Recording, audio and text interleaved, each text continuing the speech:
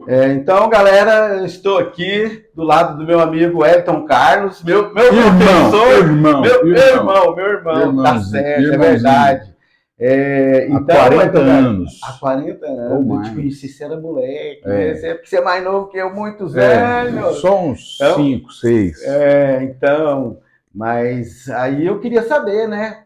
Conta para mim um pouquinho da sua vida, um pouquinho, Elton, assim, do rock and O roll, rock não and só do rock roll. and roll, porque você, né, é rock and roll, jornalista, professor, Bom, né, na área de música, na área de música. eu gosto de tudo, viu, Goiano? Então, assim, o rock foi e é determinante por causa da geração, né? Então, eu nasci na geração 70 e acabei aprendendo a ouvir música nos anos 80. Então é o ano do hard rock, do heavy metal, já existia nos anos 70, mas nos anos 80 se reelaborou, e principalmente do thrash metal. Então, ao mesmo tempo que eu estava estudando violão erudito, fazia violão clássico no Gustavo Ritter, estava me preparando até para entrar na faculdade, e cheguei a entrar, fazer o vestibular, as provas que são específicas de violão, tocar Vila Lobos, essas coisas todas. Eu também gostava do rock. Então eu nunca fui dedicado a um só filão, Um segmento. segmento. Então o rock, né, o jazz, eu O aprendi a gostar do jazz, jazz e o fundamentalmente o blues, punk. Antes disso né? tudo, ali eu estava tocando punk já O no, blues no, também. no começo do Exame de Fezes. Eu era pioneiro com meu irmão e a galera toda, a banda que você conhece muito bem, que você Aham, toca. Então aham.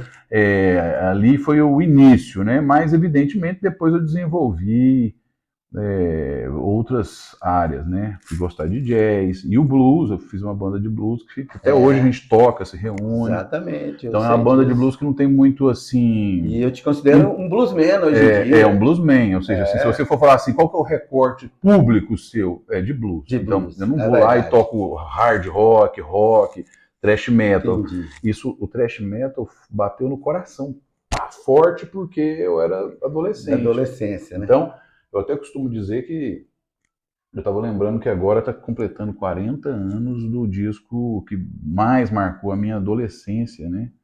Que foi o Kill and All do Metallica. Kill and All do Metallica, em junho, agora completa. 40 Foi anos. de 83. Então eu sou de Aham. 73, eu tinha 10 anos. 10 anos. Eu não fui escutar esse disco de imediato, porque na época não tinha internet, não era uma coisa Mas assim. você já ouvia falar, né? Nem ouvi falar, porque eu fui ouvir o disco, tinha já 14 anos, então 14 para 15 anos.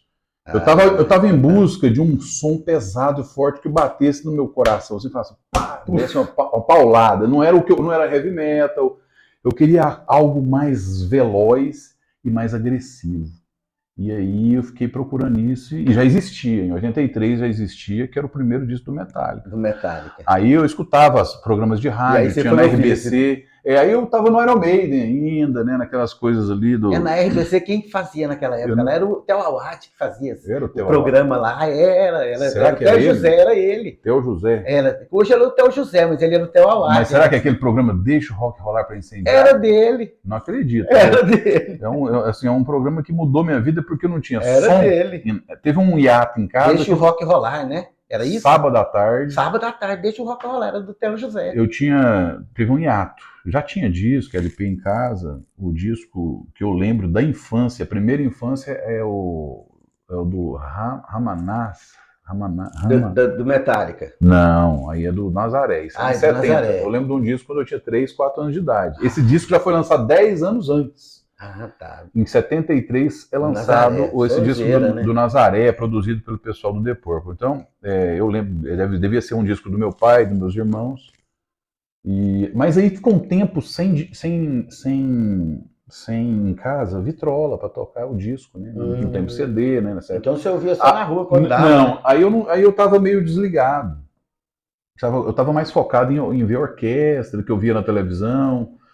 Era a época do videogame, eu tava mais focado em outra coisa. Mas aí, um dia, um sábado à tarde, eu estava mexendo na televisão, como eu não tinha som nesse momento, a sintonia fina da televisão estava procurando algum canal e sem querer Hum, pegou a RBC tocando um som pesadíssimo ali. Eu falei, No sábado, no sábado à tarde, eu falei, Jesus. Onde que é isso?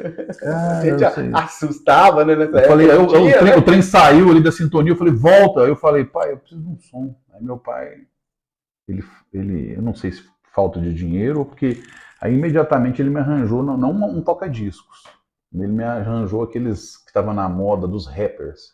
E acaba que ele te influencia. Então, os headphones, né? Não, eu fui gostar de rap por causa do aparelho. Era um sonzinho sânio, com 2 alto-falantes, assim, aqueles que os negão do rap andava para baixo e para cima. E eu, tá tudo bem. Aí eu comecei a gravar as fitinhas.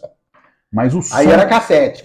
Mas aí, feita essa tarefa de casa, esse primeiro grau do rock, que o Prezinho foi lá ouvindo meu pai, ou Ulisses, ou meus irmãos, que todos escutavam música, o Tadeu, a Sara, Elvis, eles gostavam de Elvis, Beatles, né?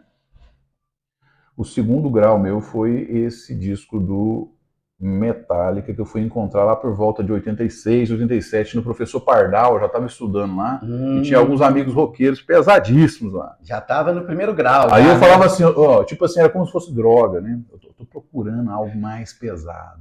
Aí o cara falou assim, esse Iron Maiden não é pesado. Vai lá na Metalize, que era a loja. Ah, tá, eu lembro da Metalize. E aí não fui eu que fui comprar, foi minha mãe. Aí ela trouxe o Kill Em All do Metallica. O Kill Em All do Metallica é um trem assim assustador. Eu tô com a guitarra aqui, ó. Tá. Então assim, ele era um trem assim que... Eu acho que é o único disco que eu lembro praticamente todo. Ou seja, eu toco ele do começo ao fim. Então, aí você aprendeu a tocar ele inteiro. Aí eu já tava tocando violão clássico, eu fui tocar, então... Por exemplo, tem uma música chamada Motor Break, que é uma coisa assim, ela tem um riff muito visceral. E o que é o thrash? O thrash é a mistura do speed metal, que era um som que estava surgindo na época, rápido, um Judas Priest, um Accept, King Diamond, com o som hardcore. Então, era tudo a ver com a minha vida mesmo. Eu gostava de hardcore, Dead Kennedys, tinha a banda do Ulisses. Ramones. Menos Ramones, mas depois eu aprendi a respeitar o Ramones. Eu gostava mais mesmo, era do hardcore brasileiro. Do hardcore de Goiânia, que é o meu amigo, o Cláudio, que morreu, que era do HC 137, né? Fiz jams com ele, toquei com ele, sempre admirava a banda dele. Um dos melhores discos. Eles estão até hoje, né? Eles tocam de vez em quando. Agora com a Aurélia. Uma versão diferente assim, com a Aurélia. Mas é a banda, né? Mas assim, perdeu-se aquele grande artista, mas a banda se manteve. E é uma lendária banda do rock goiano, né? E aí, na época, eles lançaram um disco aí eu já tocava, eu tocava com o Marcelo Sacolão, uma banda chamada Tia Tonha. Tia Tonha, a gente tocava Kill Em All do Metallica, que era desse disco. Vocês faziam os cover, né? Um cover dele, tocava The Animals, meio pesado. E a banda do irmão do Marcelo, Maurício Mota, era muito boa, e já era mais ou menos nesse estilo que eu gostava, que era o Morte Lenta, era o Maurício e o Cláudio Paiva. Uma banda histórica, um LP que tem que ser reencontrado. Mas o disco do Metallica que eu ficava louco era o... Então você dá uma canchinha pra gente.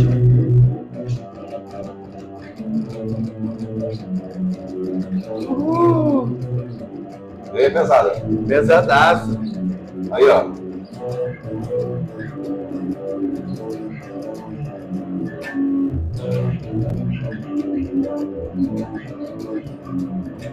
Ela é pesadíssima. Demais, hein? E é rápido.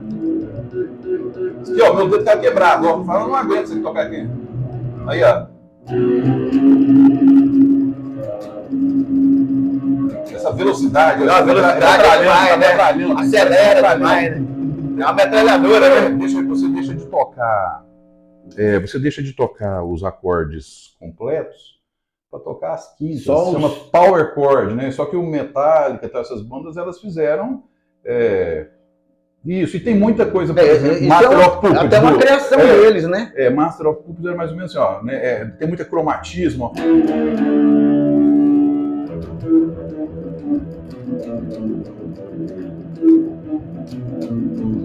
Isso é uma espécie de um solo, né? Sonzeira também. Nossa, muito rápido também, né? Então esse som era um desafio. Eu estava tocando violão clássico e era rápido também, mas não chegava nessa velocidade. Então tinha música que ela tipo assim, tinha um riff, o Hit the Light, né? Como é que é? Não. E o peso. Ó. E aquelas coisas de sujeira, ó. Ela vem assim, aí dá um grito. Aquele grito dele aí. Raspar a palheta, né? Das cordas, né? Dá um efeito bacana, né? Que sabe da jada, né? Isso aqui me levou pro blues. Ah, tá, é verdade. Por quê? É verdade. Vai ver. Mas é um blues, né? Só que é um blues mais rápido. Porque isso aqui tá dentro da escala de blues. Por exemplo, Seek and Destroy desse disco, ela...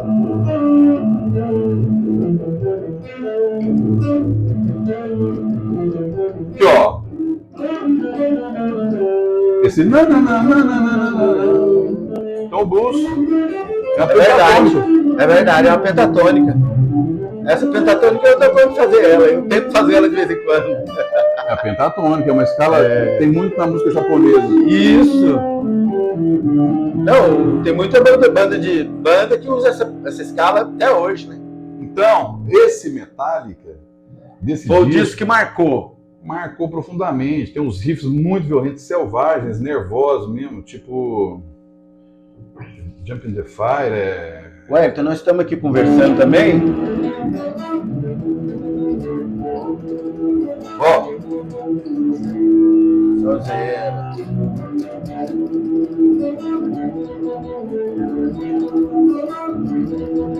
Aí.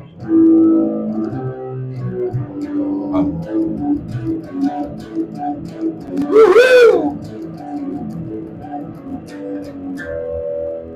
Então é um jeito de tocar mais agressivo. Eu estava atrás disso. Era o que você queria. O Iron Maiden era... I left alone, my mind is blind. E quando eles vieram em Goiânia uma vez, foi muito bom.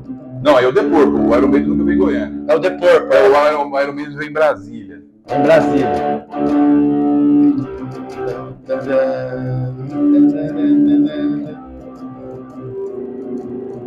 Aí no The Purple também tem aquela... Não, o The Purple, o Iron Maiden é muito influenciado pelo The Purple. Pelo The Purple, é verdade. Não, professor, mas o jeito de tocar é diferente. Deixa eu contar uma coisa. A gente veio aqui para falar do rock and roll e nós falamos só de rock and roll. Essa live que a gente está fazendo é uma das minhas lives que eu faço sobre histórias do rock. Você contou uma história maravilhosa e ainda deu uma cancha muito boa pra gente. Eu, assim, tem que terminar, porque senão o povo não vai... Vamos parar, entendeu? Desculpa por isso aí. Estancar o negócio sem... Tem que ser curto e grosso, igual o thrash metal. Igual o thrash metal, tem que ser verdade. Tem que ser na medida, pesado. Não, foi uma cancha maravilhosa. Então, isso aqui vai ser vai bombar, né, nas histórias do rock and roll. Eu queria te agradecer por tudo aqui. E se possível, nós vamos fazer uma outra em breve. Você entendeu? Contar outra história. Você contou a história sua que é a coisa mais linda que eu já vi, entendeu? Eu acho que é o seguinte, a gente tem que tocar. Então, é isso aí. A música, ela civiliza, a arte, no geral, a dança, todas as formas de arte civilizam. Infelizmente, nós precisamos da política, que é uma forma necessária de fazer democracia. Nós temos que aperfeiçoar a política e a democracia. A arte já está aperfeiçoada. Verdade. Já chegamos ao limite, ao que é sublime na literatura, na música. Agora nós temos tanta coisa boa para escutar. Nós temos que evoluir na política. A política é pelo contrário. A política. Mas a política a gente encaixa ela, né? Encaixa, porque tem que civilizar. Tem que isso aqui que nós discutimos, se fosse aplicado nos presídios, cairia a violência em 70%. Cidadão, é verdade. Então o cara para ouvir cidadão cheio de cultura, de música, ele não vai querer matar e sacanear os outros. Vai pensar duas vezes. Então tá bom, liderança. Sou seu fã, Goianildo! Uhul!